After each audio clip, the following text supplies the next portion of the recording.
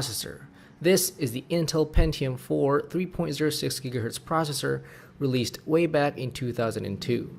By today's standards, this processor is quite old, but when you consider the whole timeline of processors, this is actually pretty modern. So welcome to the history of Intel processors. Before the age of transistors, there were vacuum tubes. They were developed by John Ambrose Fleming in 1904. Vacuum tubes control the flow of electrons in a vacuum and function as amplifiers or switches. Early computers such as the Atanasov Berry computer and the ENIAC used vacuum tubes. However, early computers that used vacuum tubes were huge. The ENIAC occupied a whole room. Vacuum tubes also took a long time to warm up and they produced a lot of excess heat. And then came transistors. The transistor was invented by John Barty, Walter Brattain, and William Shockley at Bell Laboratories on December 23, 1947. Basically, a transistor works like a switch. It can either allow or block the flow of current. Billions of transistors work together to form a modern processor. Transistor-based CPUs are much smaller, consume less power, and are faster and more efficient. In November of 1971, Intel, founded by Gordon Moore and Robert Noyce, created the world's first microprocessor chip, the Intel 4004, which was also the first CPU to be made using silicon gate technology. However, the breakthrough that the computer industry had been waiting for came in the form of the 8080 microprocessor, which was 10 times faster than the 8008,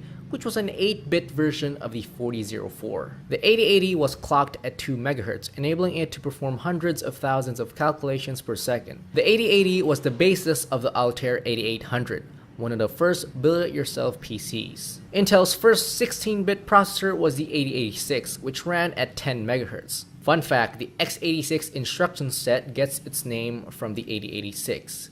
The 8086's cheaper successor, the 8088, became the first chip used in personal computers.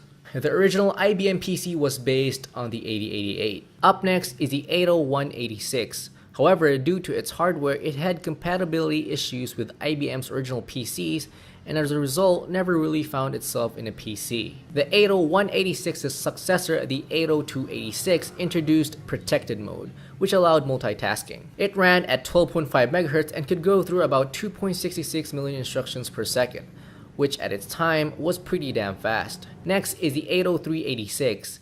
Being a 32-bit processor, it meant that it had twice the data throughput of the 16-bit 80286. The 386 was the first chip to implement instruction pipelining, which allowed the chip to start working on the next instruction before the previous one was completed. Fun fact, Linus Torvalds created Linux on a computer running on an 80386. The first Intel chip to surpass the 1 million transistor count was the 486DX. It could go through 26.9 million instructions per second at 33 MHz, twice that of the 80386. It was the first CPU to feature an on-die 8KB cache, and if you didn't know, a cache stores commonly used instructions for faster access times.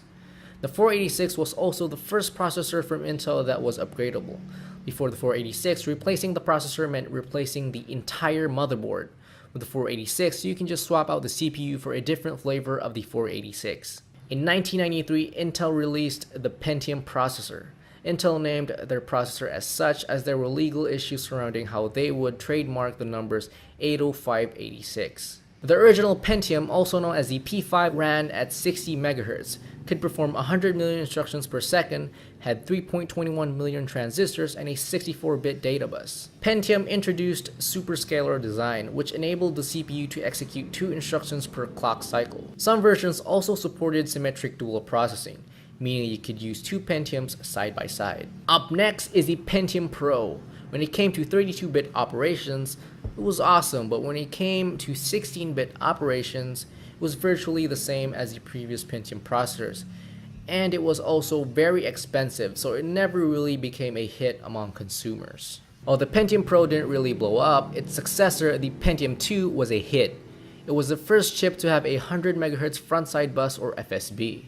It had 32 kilobytes of L1 cache and 512 kilobytes of L2 cache. The Pentium 2 used features from previous Pentium processors like the Pentium Pro's dynamic execution technology, which allowed the processor to predict incoming instructions.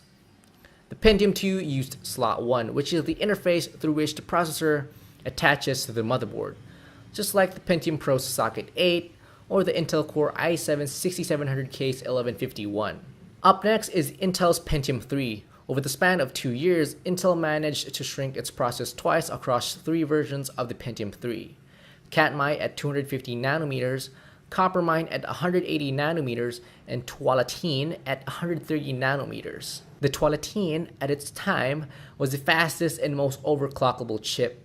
Coppermine and Tualatin brought the L2 cache back on the die, a feature that was missing in the Pentium 2. Next in line is Intel's Pentium 4. The Pentium 4 featured the new NetBurst architecture. There are a lot of processors under the Pentium 4 name, so to keep this video from lasting an eternity, I'll just give out a list of the different micro architectures under Pentium 4. First one's Willamette at 180 nanometers, Northwood at 130 nanometers, Prescott at 90 nanometers, Prescott 2M at 90 nanometers, Cedar Mill at 65 nanometers, and the Galatine Pentium 4 Extreme Edition at 133 nanometers. One of the most important features of the NetBurst architecture was hyperthreading, a feature that's still being used in today's processors. In June of 2006, Intel introduced the Core architecture. The Core architecture brought 64-bit computing, low power consumption, and multiple cores and a single die. The first processors that used the Core architecture were codenamed Merom for mobile computing, Conroe for desktop systems, and Woodcrest for servers and workstations. Mainstream processors were branded as Pentium Dual Core or Pentium, server and workstation processors as Xeon, and desktop and core-based processors as Core 2. Following its current tick-tock cycle, Conroe was succeeded by Penrem, which featured a 45 nanometer process. It would be followed by a shift to the Nehalem microarchitecture, which featured an even smaller 32 nanometer process. Nehalem was succeeded by the now familiar Sandy Bridge microarchitecture, which sported a 32 nanometer process.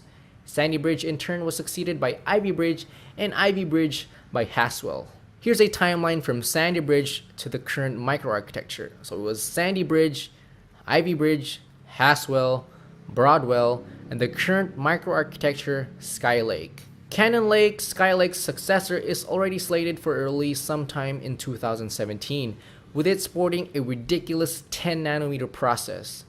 It's kind of ridiculous to think that they can make 10 nanometer transistors when the width of a human hair is only 17 to 181 micrometers. To give you an overview of how microarchitectures in the tick-tock cycle differ, we first have to understand Intel's tick-tock cycle. For every tick, Intel introduces more advanced manufacturing technologies like smaller transistors, which leads to better performance and better energy efficiency. Every tock, on the other hand, introduces a new microarchitecture. Anyway guys, that's it for this video. If you guys learned something from this video, leave a thumbs up and hit that subscribe button for more videos like this in the future. Thanks for watching, and I will catch you in the next one.